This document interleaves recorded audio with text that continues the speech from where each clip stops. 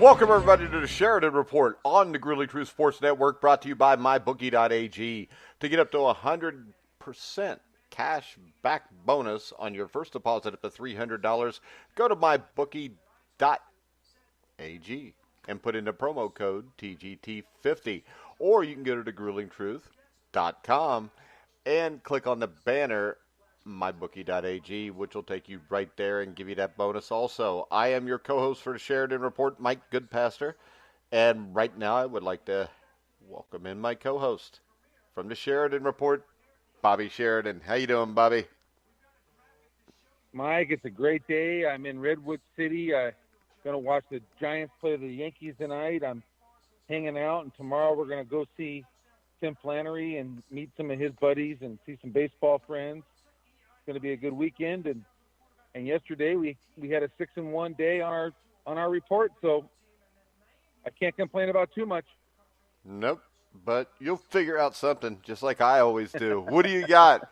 NBA wise tonight, we've got the Clippers hosting the Golden State Warriors. Yes, we do, and there's no change of landscape here. In fact, I think it's gotten stronger in the Clippers' favor, and I'll tell you why. Game 2, they upset the Warriors, and this was after they trailed by 30. Okay, and that could be sort of a fluky win. And Golden State could certainly look at it that way. And those kind of wins don't inspire confidence in a team. It's a big comeback, and it's a nice story. But on to Game 3 and on to Game 4, and you saw what happened. Golden State went on the road. They went to Staples Center where they're playing tonight, and they won those games, one of them easily and one not so easily. Okay, Clippers covered Game 4. We had them. All right, so we go to Game 5, and this was the first real the Clippers beat them, Mike. This was wire to wire, held the lead every step of the way, took every shot Golden State had. Golden State actually regained the lead at one point in the fourth quarter, only to be overtaken again by the Clippers. That's a confidence-building win, and that game's going to propel them to some bigger things tonight at Staples Center. Would not be surprised if this series goes 7, and at the very least, they'll outdo what they did in Game 4, which was lose by 9. So I believe getting the 10 points here is a pretty strong play. It's not a top play money-wise for me, but it's a nice, solid, medium-level play. I like it better than the Spurs yesterday, and the Spurs were pretty comfortable winners. So I'm looking for big things from the Clippers tonight. What do you think, Mike? I bet the Clippers straight up to win. I bet every penny I own on it. No, I'm kidding. I didn't have an extra $10. But, yeah, I think that the one thing we found here is if the Golden State Warriors win this series tonight, the first thing I'm going to do is I'm going to go on MyBookie.Ag, and I'm going to wait for the line for the series between them and the Rockets, because I think the Houston Rockets, and we've both been saying this since like January, I think the Rockets are going to beat them. I do too. I really do. And the big difference is the defensive intensity and the pressure that the Rockets just faced with Utah. Golden State plays nothing of that sort of defense. It's going to be a difficult series. It's debatable whether they've played defense recently. I agree. It's a totally different level of basketball, and I don't think the ball that the Warriors our style they're playing with right now is going to get them a title. The league has caught up a bit, Mike. Even though Golden State's still the most talented squad, doesn't mean they're the best. All right. I like Clippers tonight. And that 415 on the money line, you've got to put a little on that. You definitely have to, because actually I got 425 on my bookie.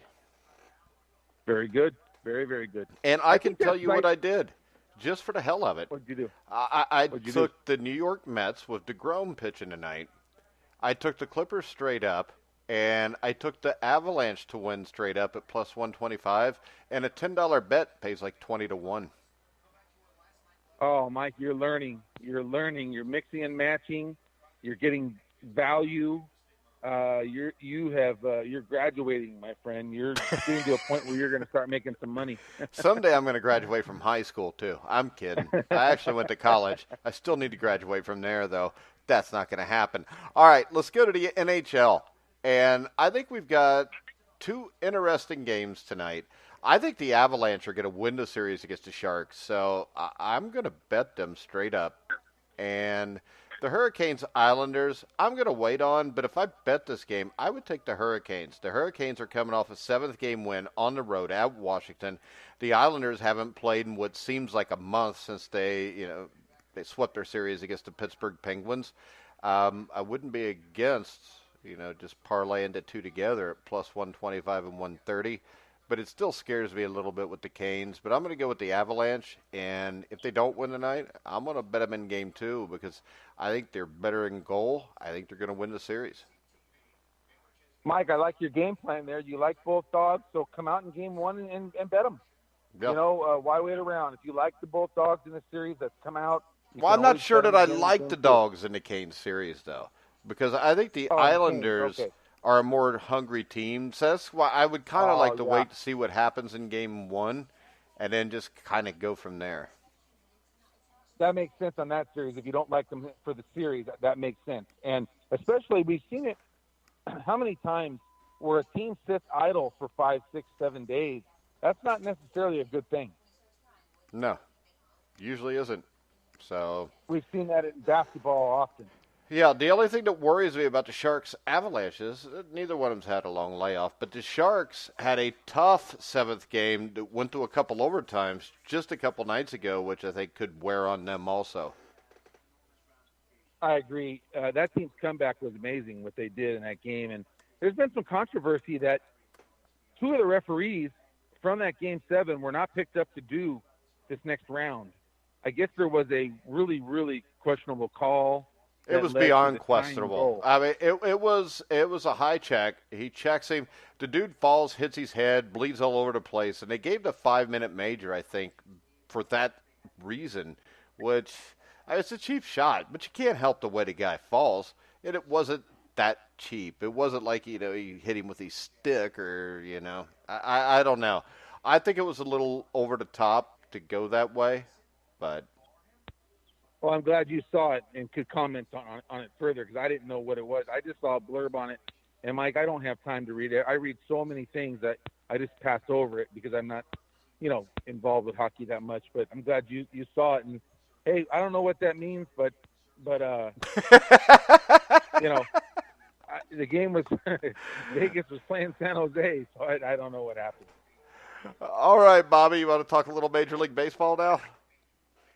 I'd love to talk Major League Baseball. We got some good plays tonight, and I was really happy with last night's, performances from our teams. And we're going to try to catch some fire here, Mike.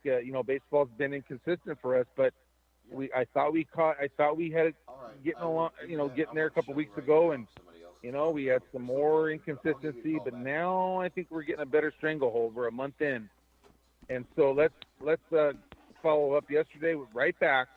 Let's go over the 3 mix and match 3-teamer, the parlay. You're already using one of them, the Mets with DeGrom. Remember, I made a point, and it's 2-0, that pitchers coming off of a DL stint based on a lower extremity issue have a tougher time coming back that first start. Now we're 2-0 betting against that.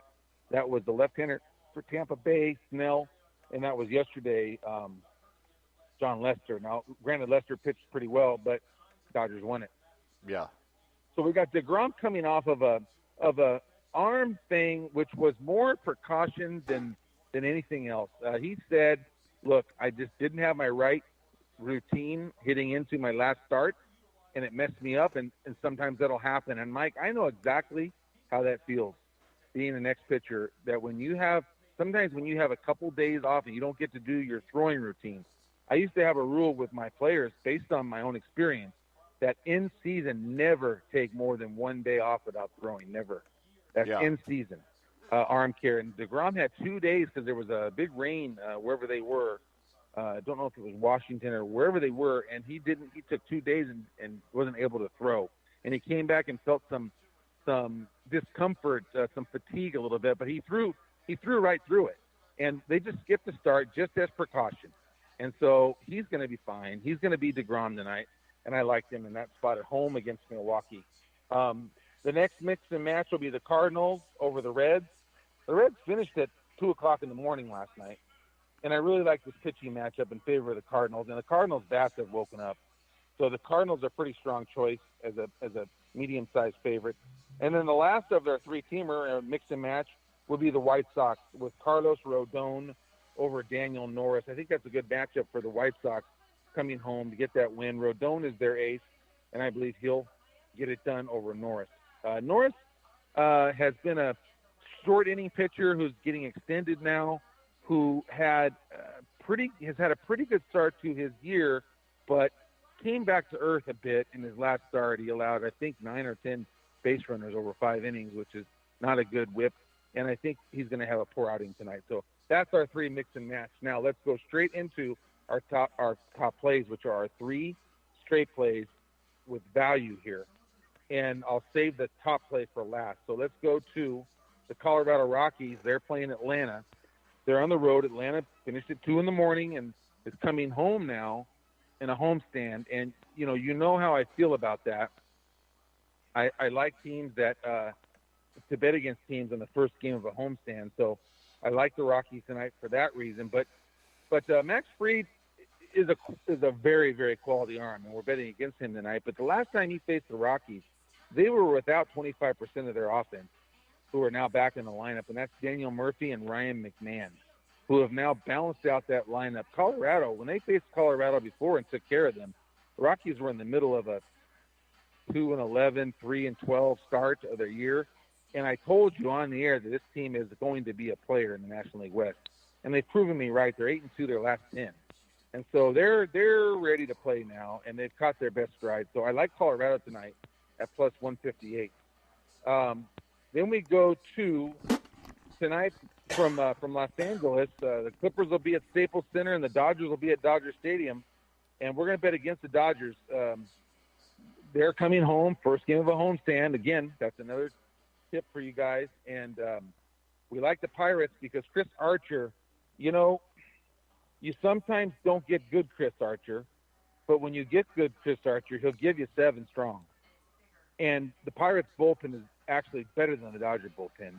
And if we get 7 strong from Archer and he outpitches Ryu, we could have the lead going into that second game. We call it the second game, the last 3 innings. And I think Pittsburgh can hold on to this with probably the second most dominant closer in baseball now, Vasquez. So we like the Pirates at that price. 160 is way too high. The Dodgers are overvalued right now.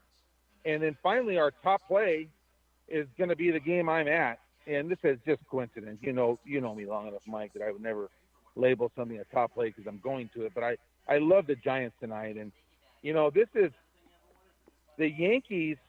Okay, they're going from an American League Series, which puts the DH in play, and they're going to play the Giants without the DH tonight, which means that they'll lose the guy who's been playing first base for them, which his name is slipping me. He's a new player. It's not Bird, and I could look it up right now. For the Giants or the Yankees?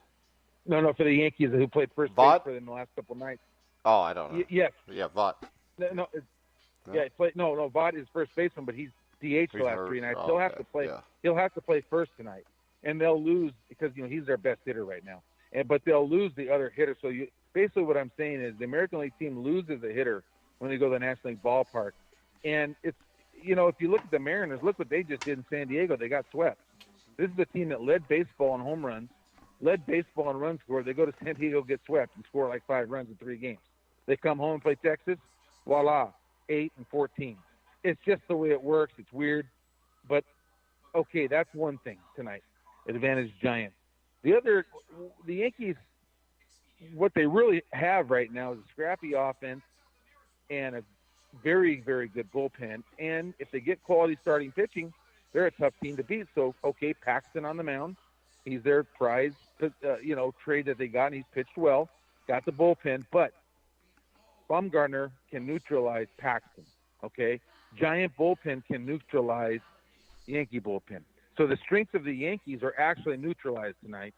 this is a solid play. You've got a Hall of Famer, Madison Bumgarner, on the mound against the Yankees, coming off of a great road trip where they started swinging the bats, and you've got him going up against a now lefty, a guy that he knows he's got to outpitch, but he's no Hall of Famer. I'm going to go with Bumgarner tonight to outpitch him. The Giant bullpen to hang in there, and the Giants outscore them with their 8 hitters plus a pitcher. Now, you talk about that 9th hitter, Paxton. I don't know if he even has a hit in the major leagues. Madison Bumgarner is just like another first baseman. The guy's an outstanding hitter. He may even hit a home run tonight, Mike. So we like the Giants a lot. There's your baseball. All right, Bobby, what do we got for on this day? Okay, Mike, on this day, we've got some good ones today, but I think I've got one right up your alley because you've been doing such a great job in the draft show, and I love listening to that. I listened to almost all of it last night. And this one is from 1983, and it's Stanford's quarterback, John Elway, was picked first by the Baltimore Colts. All right, 1983 was known as the year of the quarterback class of 1983. Elway, Todd Blackledge, Jim Kelly, Tony Eason, Ken O'Brien, and Dan Marino, the highest number of first-round picks for that position ever. Of those quarterbacks, Elway, Kelly, Eason, Marino all played in the Super Bowl.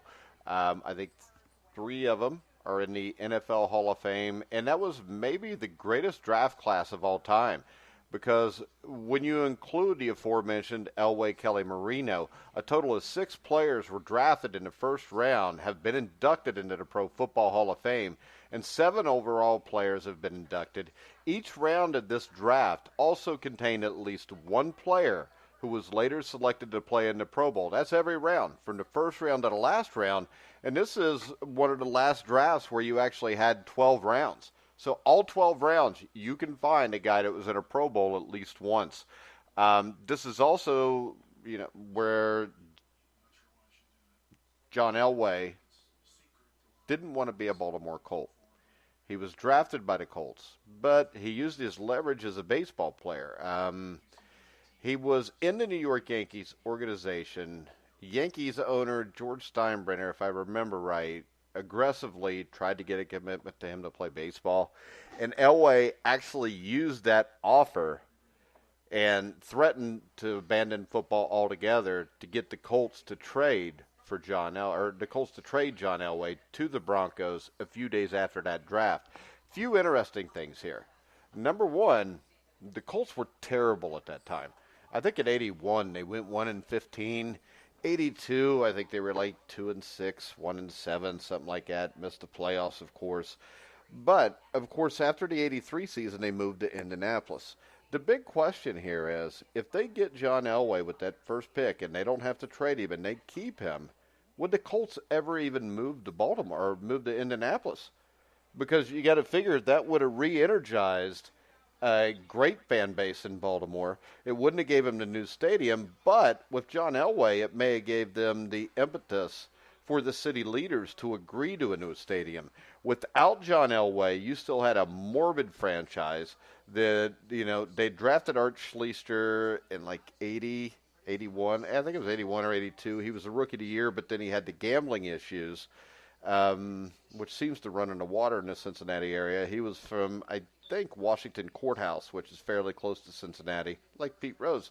Pete Rose was from Western Hills, but they both had the same problem.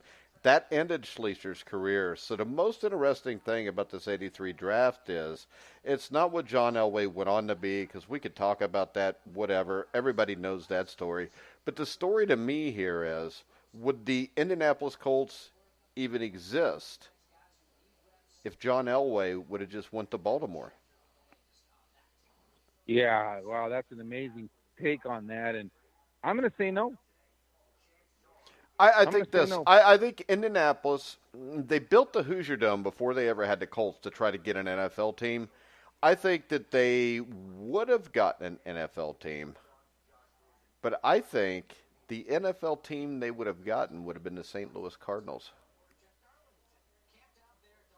I think you would have the Indianapolis Cardinals today if it wasn't for that, because the Cardinals moved after 87 to Phoenix. Would have been a much easier move. Just go up the street to Indianapolis with that big new dome that would have only been like 5 years old at that time. Wow, that would have been amazing. And the Rams franchise would have never gone there. And maybe no Dick Vermeil Super Bowl. It's amazing how one turn of events changes the whole course of everything. Yeah, and I think that it's safe to say, and the reason I say this is, when you look at the Colts, again, when you get to 97, 98, were having a rough time in Indianapolis. They weren't getting a new stadium. They weren't getting any of this stuff. And it looked like the franchise was at a downturn. And then they drafted Peyton Manning. And the reason I bring this up is the drafting of Peyton Manning, 98 he had a rough year, but 99 they go to the playoffs. And then from then on, while Manning's there, they're sold out every game. So Peyton Manning going there probably saved the Indianapolis Colts and kept them in Indianapolis. Because I think if Peyton Manning doesn't go there, I think we could have seen the Indianapolis Colts then move somewhere else. Wow, yeah, definitely that. I mean, that guy's Manning's. He's the one that saved that whole thing. Yeah, he built that stadium, and so basically, Elway destroyed the Colts, and Manning saved the Colts. Yeah, perfectly put. And I think the way Manning exited off after the injury, ushering in Andrew Luck with all the class in the world, but still wanting to win one more, gets on the HGH, heals better. John Elway, GM, brings him in. Voila. Yeah. So you got the big Colt connection there. One of them got the Colts to Indianapolis, and the other one kept them there. Yeah, that's good stuff, Mike. That's great stuff. So as the late, great Paul Harvey would say, now you've got the rest of the story. Yeah. All right, Bobby. Very good. We're going to wrap it up. Right, Mike. I want to remind everybody next Friday we'll have our Kentucky Derby preview show. The handicappers, or it's the handicappers guy or handicapping guide, correct? The handicapping guide, Phil Rankin, he'll be with us on next Friday, and we're trying to lock in a couple special guests. At least one of them we're trying. So that would be obviously a horse race person that we all would have heard of, and we're trying on a couple of them, and that'll be next Friday. And the handicapping guide you can pick up at thehandicapingguide.com. And he sent me a text. He's a good guy. He always follows your show, Mike, and I wouldn't be surprised if he didn't listen to live draft show and everything else. But he said, Bobby, let him know that I give the top 7, not just the top 4, because sometimes there's scratches. Yeah. So I said, you got it, Phil. You got it. All right. So now it's good stuff, Mike. And are we having a Saturday show tomorrow? I'll do it. I'd love to do it if you're available. I think I'm available, so we'll do it. 2:00 tomorrow. Me and Bobby will be back with the Sheridan Report. Make sure you go check out the Sheridan Report at thesheridanreport.com. You can get $10 a day at the Sheridan Report or $50 for the entire month. You could also follow Bobby at Sheridan Report. Oh, man, I've done way Mike, too much talking in the last couple of days. This whole Twitter thing, followers and all. Hey, look, you can follow, not follow. All I know is I put plays on there. There's a free play on there every day, and it's 17 and 5 the last 22. And you can also get that on the website. So a lot of people go just for that, and that's fine. And I don't care if they follow or don't follow or read or don't read. I do it to do it. My computer guy says do it, and I want to be accessible and be there for the fans. I'm there for them. So that's the whole thing, Mike. I play my games. That's how I make my living. I don't care if I sold 1 subscription or 100, but I do it for my computer guy. I do it for business purposes, and I want to help the people. That's why it's $10 and not 1,000, like a lot of these fake handicappers are. Yeah. All right, guys. We're going to wrap the show up. Remember, me and Jeremiah Pricer will be live tonight at 11 o'clock Eastern Time with Inside Boxing Daily. Make sure you check us out there. You can hear all of our shows on iHeartRadio, iTunes, TuneIn, Spreaker, Stitcher, Spotify. Wherever you find sports podcasts, you'll find The Grueling Truth. So for Bobby Sheridan, I'm Mike Goodpasser. You've been listening to The Grueling Truth, where the legends speak.